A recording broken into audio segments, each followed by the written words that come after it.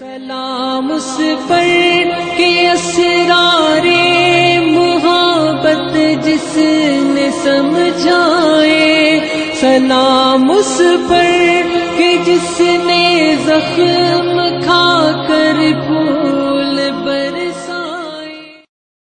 اللهم صل على محمد وعلى آل محمد كما صليت على إبراهيم وعلى آل إبراهيم إنك حميد مجيد۔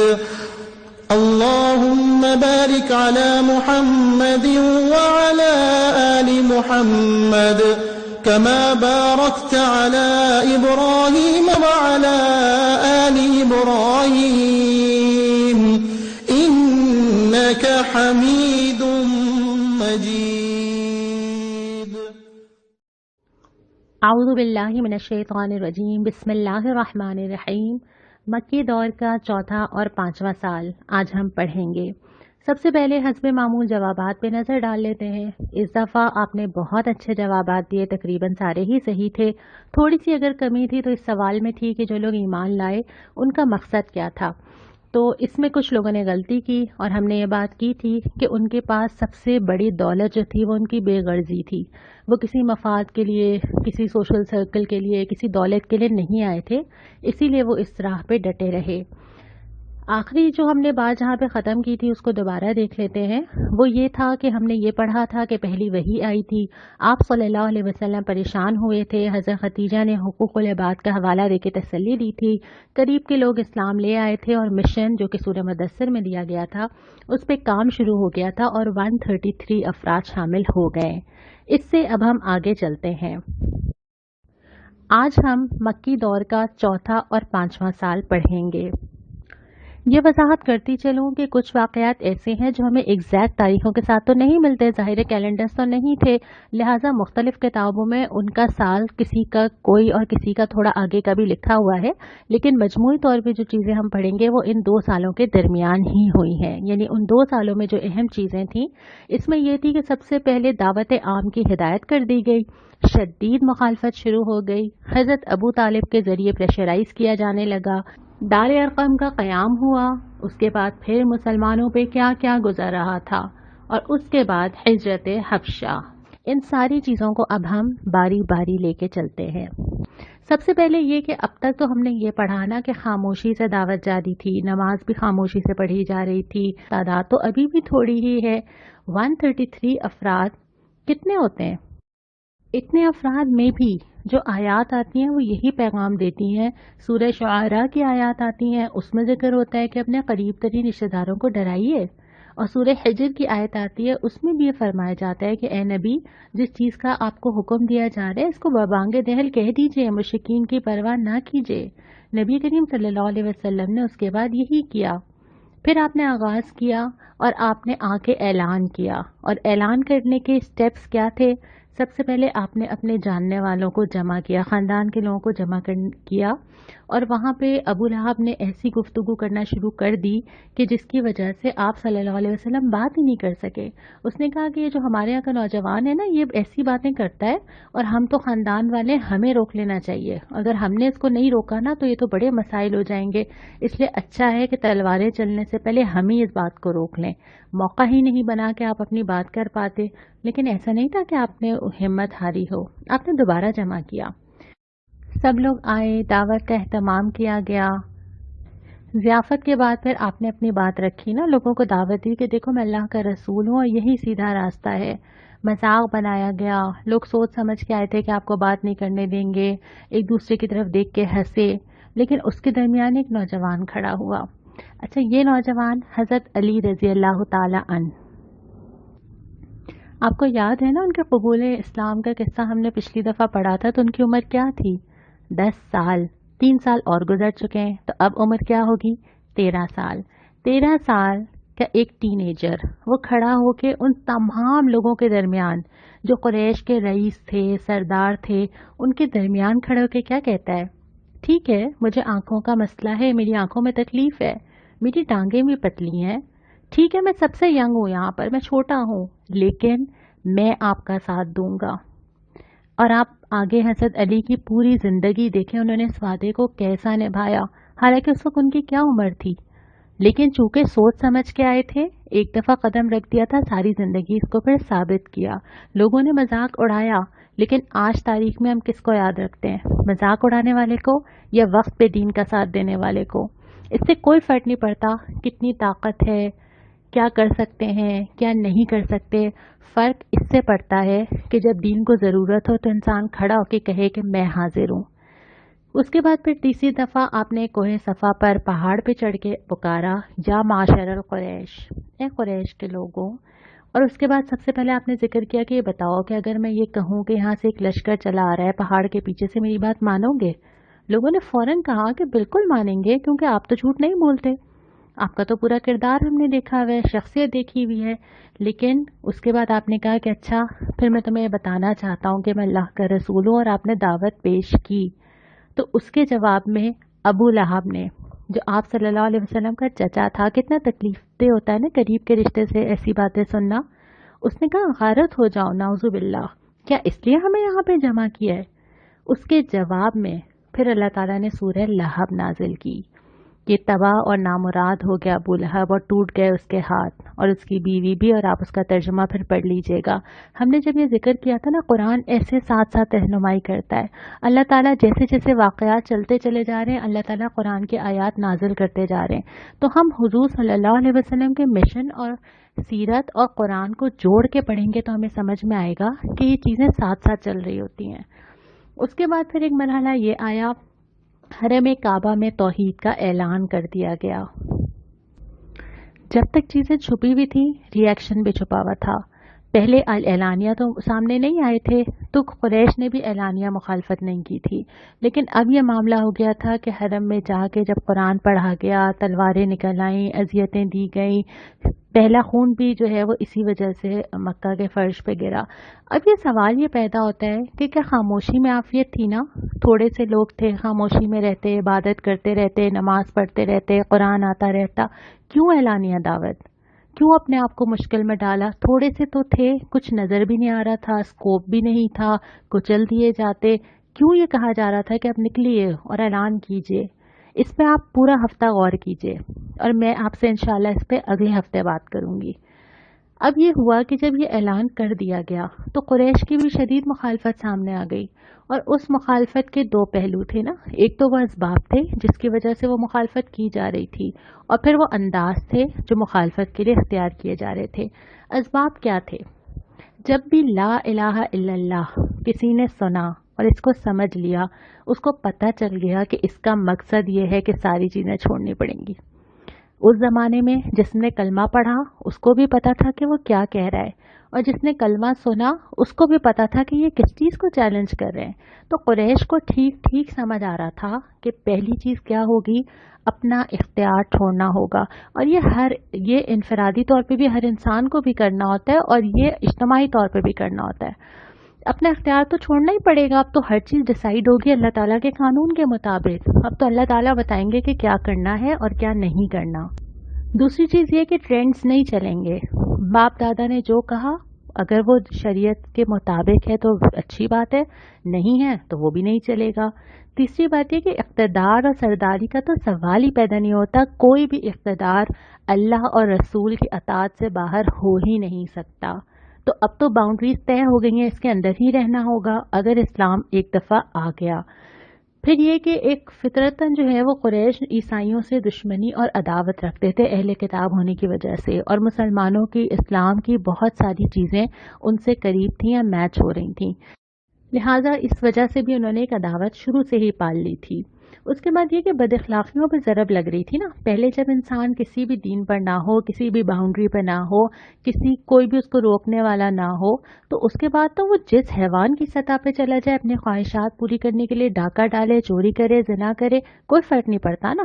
لیکن جب آپ کسی کی اطاعت میں دے دیتے ہیں، جب آپ اسلام کے قلعے میں آ جاتے ہیں، تو پھر لازمی بات ہے کہ آپ کو وہ ساری چیزیں چھوڑنی ہوتی ہیں. لیکن یہ ساری چیزیں پڑھتے ہوئے مجھے لگ رہا تھا کہ یہی کنسرنز آج بہت سارے لوگوں کے ہم سمیت نہیں ہوتے. سارے نہیں ہوں گے، کسی کے اندر ایک ہوگا، کسی میں دوسرا ہوگا. ہمیں بھی تو یہی پرابلم ہوتا ہے نا کہ اپنا اختیار چھوڑنا پڑے گا. اگر ہماری مرضی سے دین چلتا رہے تو پھر ہم تھوڑی دین سے پیچھے ہٹیں گے. مسئلہ تو وہیں پر آتا ہے نا جب اللہ کی مرضی اور ہماری مرضی آمنے سامنے ہو جاتی ہیں. تو یہ سارے پرابلمس تھے قریش کو جس کی وجہ سے وہ مخالفت کر رہے تھے. اور اس مخالفت کا طریقہ کیا تھا؟ ایک تو یہ کہ مسلمانوں کا مذاق اڑانا، جہاں پہ جا کے وہ بات کریں ان کے اگینسٹ کوئی بات کہنا، کہیں مجنون کہنا، کہیں یہ کہنا کہ یہ تو شاعری کرتے ہیں، کہیں آیات سنائی جا رہی ہیں تو نقل اتارنا، تحقیر کرنا، یہ کہنا کہ یہ لوگ تو معاشرے کے قریب ترین لوگ ہیں اس لیے یہ آ گئے. دوسری بات ہے کہ پروپیگنڈا کرنا، اتنے شک پیدا کر دینا، اتنی باتیں کرنا کہ کنفیوژن کریٹ ہو جائے. اور اگلی چیز جو ہم نے قرآن میں بھی پڑھا تھا، لہو الحدیث، یعنی ایسی چیزیں خرید کے پیسے انویسٹ کر کے ایسی محفلیں سجانا، گانے والوں کو ہائر کرنا، لوگوں کو انگیج کر دینا کہ لوگوں کا دھیان ہی نہ رہے کہ وہ یہ باتیں سنیں. اگلی چیز انہوں نے کوشش یہ کی کہ آفرز کی جائے نا، ابھی ہم آگے بھی پڑھتے ہیں، اور وہ آفرز اسی طرح کی تھیں کہ بس دین اپنے تک رکھ لینا، ضرورت نہیں ہے نا پھیلانے کی، خود جو کرنا ہے کریں، ہمیں کچھ نہ بولیں. اس طرح سے انہوں نے کوشش کی، کسی کو مال کی آفر کی، کسی کو کچھ اور طریقے سے. پھر یہ کہ مطالبات اور سوالات سے پریشان کیا کہ یہ کیوں نہیں ہو جاتا، اچھا قیامت آنی ہے تو آ جائے نا، کیوں نہیں آتی؟ اچھا اگر مال ملتا ہے تو تم لوگ کیوں اتنے مفلس ہو، تمہارے پاس کیوں نہیں آتا مال؟ اور پھر اس طرح کے اتنے مسائل پیدا کر دینا، اور اس کے ساتھ ساتھ ظلم و ستم، شدید ظلم و ستم. اور یہ ظلم و ستم صرف یہ نہیں تھا کہ کسی نے کچھ کہہ دیا یا غصہ کر دیا. اس میں آپ اگر انشاءاللہ سیرت کی کوئی کتاب پڑھیں گے تو اس کے اندر راستے میں کانٹے بچھا دینا اللہ کے نبی صلی اللہ علیہ وسلم کے، نماز کے دوران نجاست ڈال دینا، گلے میں چادر ڈال کے کھینچنا کہ آپ صلی اللہ علیہ وسلم نماز پڑھتے ہوئے گھٹنوں کے بل گر جائیں، نعوذ باللہ. اور جو لوگ آپ صلی اللہ علیہ وسلم کے ساتھ تھے ان کے لیے بھی دین آسان تھوڑی تھا. ہم چاہتے ہیں کہ چیزیں آسان سیٹل رہیں، ایسا کبھی نہیں ہوا. ان لوگوں نے کیا کیا نہیں سہا. حضرت خباب کے بارے میں آتا ہے کہ کوئلے جلائے گئے، زمین پہ ڈال کے ان کو اس کے اوپر لٹا دیا گیا، یہاں تک کہ کوئلے ٹھنڈے ہو گئے، اور سالوں بعد بھی ان کے جسم پہ وہ سفید نشان تھے، جیسے برس کے نشان ہوتے ہیں نا، وائٹ، وہ ان کی کمر پہ نشان تھے. حضرت بلال کو پورے شہر میں گھسیٹا جاتا تھا. پھر حضرت عمار جتنا ان کو مارا گیا، حضرت سمیہ جن کو مار مار کے شہید کر دیا گیا.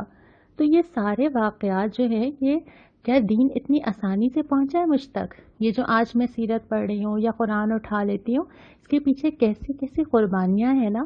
اور جب میں اللہ تعالیٰ کے پاس جاؤں گی تو میرے پاس کون سی قربانی ہوگی اس دین کے لیے؟ میں نے کیا برداشت کیا اس دین کے لیے؟ میں کتنا آگے چلی ہوں؟ میں نے کیا دیا ہے اللہ کو، جس کو جا کے میں کہوں کہ اے اللہ آپ کے دین کے لیے میں نے اتنی تکلیفیں اٹھائی ہیں، کیا کیا پیش کروں گی میں؟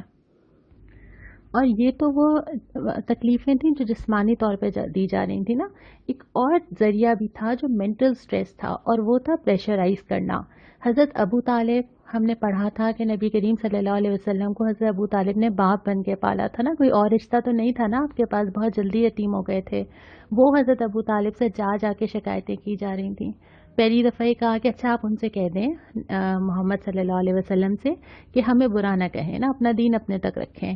اور پھر یہ کہ یا پھر آپ ہٹ جائیں، آپ سرپرستی کرتے ہیں تو ہمارے لیے مشکل ہوتی ہے. حضرت ابو طالب نے نبی کریم صلی اللہ علیہ وسلم کو بلایا، ان کو یہ بات بتائی. آپ نے فرمایا کہ اچھا اگر یہ لوگ صرف ایک بات مان لیں اور اس پہ راضی ہو جائیں، تمام عرب ان کا غلام ہو جائے گا. وہ ایک بات کیا تھی؟ لا الہ الا اللہ.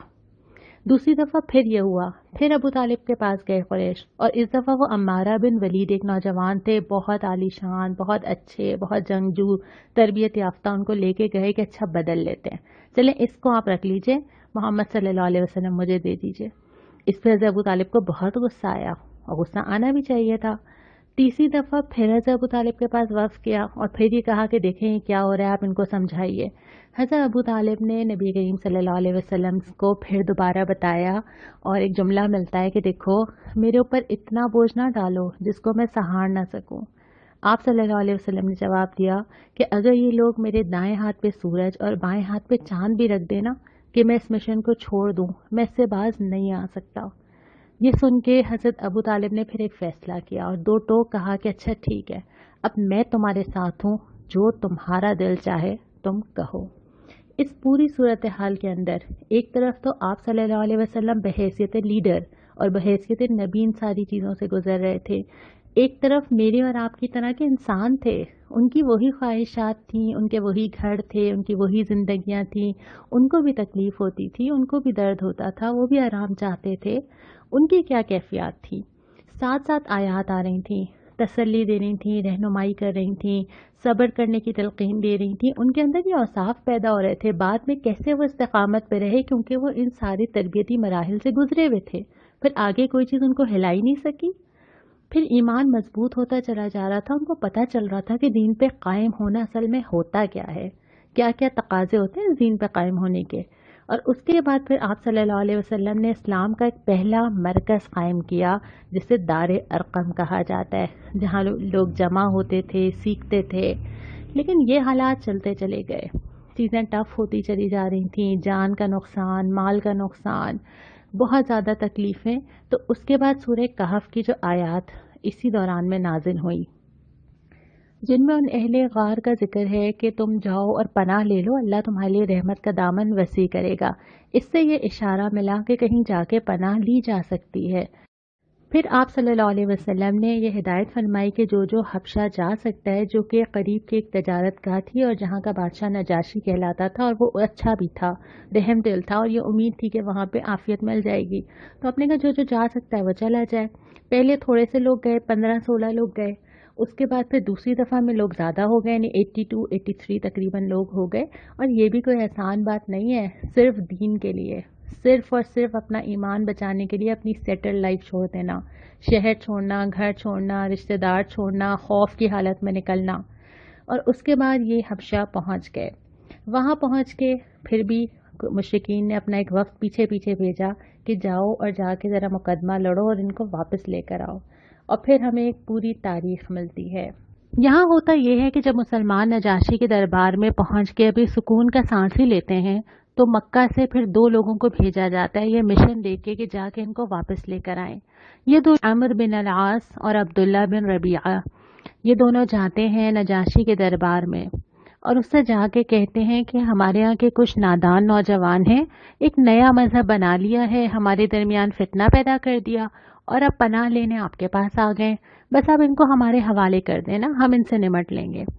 نجاشی کہتا ہے کہ نہیں، میں ان سے پوچھوں گا، پہلے میں ان کا پوائنٹ آف ویو بھی لوں گا۔ وہ مسلمانوں کو بلاتا ہے، مسلمان آپس میں سوچتے ہیں کہ کیا بات کی جائے نا۔ حضرت جعفر رضی اللہ تعالی عنہ جو حضرت علی کے بھائی تھے، ان کو اپنا لیڈر بنایا جاتا ہے کہ ہمارے بہاف پہ آپ بات کریں گے، اور یہی طے ہوتا ہے کہ جو حق ہے، جو سچ ہے، بس وہ بے لاگ طریقے سے رکھ دیا جائے گا۔ حضرت جعفر حاضر ہوتے ہیں، نجاشی ان سے پوچھتا ہے کہ بتاؤ کیا معاملہ ہے۔ وہ کہتے ہیں کہ دیکھیں، ہم ہر قسم کی برائیاں کرتے تھے، ہم قتل کرتے تھے، ہم زنا کرتے تھے، ہم چوری کرتے تھے، ہمارے اندر ہر قسم کی اخلاقی برائیاں تھیں۔ ایک شخص آتا ہے اور وہ ہمیں پکارتا ہے، اور پھر وہ ہم سے کہتا ہے کہ یہ چھوڑ دو اور ایک اللہ کی عبادت کرو، وہ اللہ کا رسول ہے، ہم نے اس کی اطاعت کی، ہماری زندگی میں اتنا کچھ اچھا ہو گیا، اور اب ان لوگوں نے ہمیں تنگ کرنا شروع کیا، یہاں تک کہ انہوں نے ہمیں ہماری جگہ سے بے گھر کر دیا، اور ان کے ظلم و ستم سے تنگ آ کے تو ہم یہاں آئے پناہ مانگنے۔ اس پر نجاشی کہتا ہے کہ تمہارا رسول کیا لایا ہے، ذرا مجھے سناؤ۔ تو وہ سورہ مریم کی کچھ ابتدائی آیات سناتے ہیں۔ یہ سن کے اس کی اپنی آنکھوں میں آنسو آ جاتے ہیں، اور وہ کہتا ہے کہ یہ تو وہی کلام ہے جو عیسیٰ علیہ السلام کے پاس تھا، اور یہ ملتی جلتی چیز ہے۔ اور وہ ان کو کہہ دیتا ہے مشرکین کو کہ نہیں، میں واپس نہیں کروں گا۔ مایوس ہوتے ہیں، لیکن پھر ایک اور پلان بناتے ہیں۔ اگلے دن دوبارہ آتے ہیں اور سوچتے ہیں کوئی ایسی بات لائی جائے جس کی وجہ سے کنفیوژن کریٹ ہو۔ دوسرے دن دوبارہ آ کے کہتے ہیں کہ آپ کو پتہ ہے کہ یہ عیسیٰ ابن مریم کے بارے میں کیا کہتے ہیں۔ نجاشی پھر ان کو بلاتا ہے، پوچھتا ہے کہ حضرت عیسیٰ علیہ السلام کے بارے میں تمہارا کیا عقیدہ ہے۔ حضرت جعفر رضی اللہ تعالی عنہ فرماتے ہیں، حضرت عیسیٰ اللہ کے بندے، اس کے رسول، اس کی روح اور اس کا کلمہ ہے، جسے اللہ تعالیٰ نے کنواری اور پاک دامن حضرت مریم کے اوپر القا کیا تھا۔ یہ سن کے نجاشی ایک تنکا اٹھاتا ہے اور کہتا ہے کہ بلا شبہ جو تم نے حضرت عیسیٰ علیہ السلام کے بارے میں بیان کیا ہے، اس سے ایک تنکا بھی زیادہ حیثیت نہیں ہے، تم نے بالکل ٹھیک بات کی ہے۔ اور اس کے بعد پھر مشرکین کے اس وقت کو واپس آنا پڑتا ہے، کیونکہ نجاشی کہتا ہے کہ اب یہ لوگ میری امن میں ہیں اور ان کو کوئی نقصان میری جگہ پہ کوئی نہیں پہنچا سکتا۔ ایک جگہ تو نصیب ہوئی مسلمانوں کو، لیکن یہ تو تھوڑے سے تھے نا، یہ تو 100 سے بھی کم لوگ تھے جو یہاں پہنچے تھے ابھی۔ لیکن مکہ میں کیا ہو رہا تھا؟ مکہ میں جو لوگ باقی تھے اس ہجرت کے بعد قریش کے ظلم و ستم میں، غصے میں اور زیادہ اضافہ ہو گیا تھا، اور ان کو یہ نظر آ رہا تھا کہ ان کی ریچ بڑھ رہی ہے، اور مکہ میں ہر طرح کے مظالم نبی کریم صلی اللہ علیہ وسلم پر بھی اور آپ کے ساتھ کے جتنے ساتھی تھے ان پر بھی ہو رہے تھے۔ مکہ میں مسلمان جو تکلیفیں اٹھا رہے تھے، آپ صلی اللہ علیہ وسلم کی اولاد اور آپ صلی اللہ علیہ وسلم کے بیٹوں کے وفات پر جو آپ صلی اللہ علیہ وسلم کو کہا جا رہا تھا، کس طرح ذہنی اور نفسیاتی طریقے سے پریشان کیا جا رہا تھا، اگلی دفعہ ہم پھر اس کو 6 سال سے آغاز کریں گے۔ آج کی جو حدیث ہے وہ حالات کے لحاظ سے ہی ہے۔ آپ صلی اللہ علیہ وسلم نے فرمایا کہ خدا سے ڈرنے والوں کے لیے جس کے اندر تقویٰ ہو، دولت مند ہونا یا مال ہونے میں کوئی نقصان دہ نہیں ہے، لیکن صحت دولت سے زیادہ بہترین نعمت ہے، اور دل کا اطمینان خدا کی نعمتوں میں سے ایک نعمت ہے۔ یعنی آپ کے پاس سب کچھ ہو، دنیا کھلی ہوئی ہے نا، سب کچھ موجود ہے، مال بھی ہوگا، صحت کے ڈر سے ہم گھر کے اندر بند ہیں نا، تو زیادہ بڑی نعمت کون سی ہوئی؟ اور پھر یہ کہ اگر آپ کا دل میں ہی سکون نہ ہو تو آپ کو کوئی چیز اچھی نہیں لگتی۔ تو یہ دونوں چیزیں جن کو انسان دنیا میں نعمتیں کنسیڈر ہی نہیں کر رہا ہوتا، وہ مال کو، گھر کو، چیزوں کو کر رہا ہوتا ہے، اس سے زیادہ بڑی نعمتیں یہ ہیں کہ انسان کے دل میں اطمینان ہو اور انسان صحت مند حالت میں ہو۔ آج جو سوال مجھے آپ سے کرنا ہے وہ یہ کرنا ہے کہ یہ 6 چیزیں آپ کے سامنے لکھی ہوئی ہیں جو آپ نے آج کا پورا لیسن سنا: عبادات، قرآن سے تعلق، اپنی تربیت، حالات کا مقابلہ، دوسروں کو دین کی طرف بلانا اور اسلام کو قائم کرنے کی کوشش کرنا۔ ان میں سے کون سا کام پہلے کرنا چاہیے اور کون سا کام بعد میں کرنا چاہیے، اس کی آپ نمبرنگ کریں گے، یعنی آپ ترتیب بنائیں گے کہ سب سے پہلے کون سا اختیار کیا جائے گا اور سب سے بعد میں کون سا کیا جائے گا۔ آج کی سنت بھی، آج کل اس سنت پہ عمل کرنا ہمارے لیے بہت آسان ہے کیونکہ اس کے بہت سارے موقع ہیں۔ سنت یہ ہے کہ نبی کریم صلی اللہ علیہ وسلم بیماروں کی خبر گیری کا بہت اہتمام کرتے تھے۔ کسی کی بیماری کو پتہ چلتا، خود عیادت کے لیے تشریف لے کے جاتے تھے، اور یہ بھی نہیں تھا کہ خود ہی بلکہ لوگوں سے معلوم بھی کرتے تھے کہ اب اس کی کیسی طبیعت ہے۔ کسی چیز کی بیمار کو خواہش ہو، اس کے پاس جا کے اس سے پوچھتے تھے، اگر وہ نقصان دہ نہیں ہے تو پھر وہ اس کو منگوا کے دیتے تھے، تسلی دیتے تھے، یہ بہت ضروری ہے۔ اور اس کے بعد اس کے لیے دعا کرتے تھے، اسأل اللہ العظیم رب العرش العظیم ان یشفیک، میں اللہ رب عرش عظیم سے دعا کرتا ہوں جس کے ہاتھ میں سب کچھ ہے کہ وہ تمہیں شفا دے۔ تو آج کل اس سنت پہ ہم بہت زیادہ عمل کر کے ثواب کما سکتے ہیں۔ ہو سکتا ہے عیادت کے لیے نہ جا سکیں اپنے پریکاشنز کی وجہ سے، لیکن باقی ساری چیزوں سے تو کسی نے نہیں روکا نا، تو ان چیزوں کا اہتمام کرنا یہ ہم سب کے لیے ثواب بڑھانے کا سبب بنے گا، اور انشاءاللہ ہم اس کا اہتمام کریں گے۔ اس کے بعد بس اگلی کلاس میں ہم انشاءاللہ تعالی 6 سال سے آغاز کریں گے۔ وآخر دعوانا ان الحمدللہ رب العالمین۔ اس پر جو سچائی کی خاطر دکھ اٹھاتا تھا، سلام اس پر جو بھوکا رہ کے اوروں کو کھلاتا تھا۔